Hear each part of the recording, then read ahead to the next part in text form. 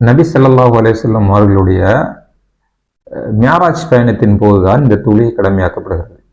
50 வக்து தொழுகை ஆரம்பத்தில் கடமையாக்கப்பட்டு பிறகு அவர்கள் 50 வக்து தொழுகையும் பெற்றுக்கொண்டு வந்து மூசா அலைஹிஸ்ஸலாம் அவர்களை சந்திக்கின்ற நேரத்தில் மூசா அலைஹிஸ்ஸலாம் அவர்கள், என்னுடைய சமுதாயம் இதே போன்ற கடமைகளை பொறுப்படுத்தி செய்யாமல் விட்டிருக்கிறார்கள்.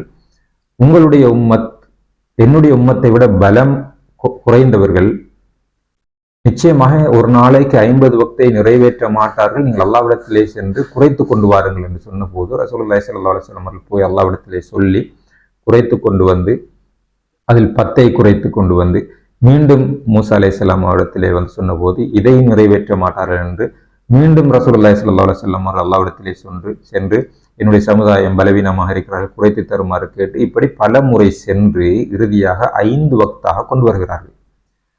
மீண்டும் மூசா அலைஹிஸ்ஸலாம் அவர்கள் சொல்கிறார்கள், என்னுடைய உம்மத் இதை நிறைவேற்றவில்லை, உங்களுடைய உம்மத் நிச்சயமாக ஒரு நாளைக்கு 5 வக்தை நிறைவேற்ற மாட்டார்கள், அது அவர்களுக்கு பாரமாகவும் கஷ்டமாகவும் இருக்கு, மீண்டும் சென்று இந்த 5 வக்தையும் குறைத்து கொண்டு வாருங்கள், இதிலிருந்தும் குறைத்து கொண்டு வாருங்கள் என்று சொன்ன போது ஸல்லல்லாஹு அலைஹி வஸல்லம் அவர்கள் மூசா அலைஹிஸ்ஸலாம் இடத்தில் சொன்னார்கள், இந்த 5 வக்தையும் அல்லாஹ்விடத்திலே சென்று இதிலும் குறைத்து கொண்டு வருவதற்கு, குறைத்து கேட்பதற்கு எனக்கு வெட்கமாக இருக்கிறது என்று சொல்லி அந்த 5 வக்தையும் கொண்டு வருகிறார்கள்.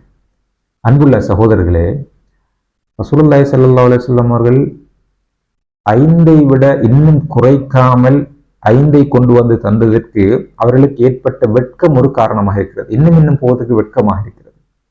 அப்படி வெட்க உணர்வோடு கொண்டு வந்ததுதான் இந்த 5 வக்து தொழுகையாக ரசூலுல்லாஹி ஸல்லல்லாஹு அலைஹி வஸல்லம் அவர்களுக்கு கடமையாக்கி இருக்கக்கூடிய இந்த ஒரு கிஃப்டான ஒரு தொழுகையாகும். ஆனால் அந்த 5 வக்து தொழுகையையும் தொழுவதற்கு நான் நேரமில்லை என்றால், அல்லது அதை தொழுவதற்கு நாங்கள் விருப்பம் இல்லை என்றால், அல்லது அது தொழுகை பற்றி நாங்கள் கவனிக்காமல் கணக்கெடுக்காமல் இருக்கிறோம் என்றால் நாம் எவ்வளவு வெட்கமற்றவர்களாக இருக்க வேண்டும்.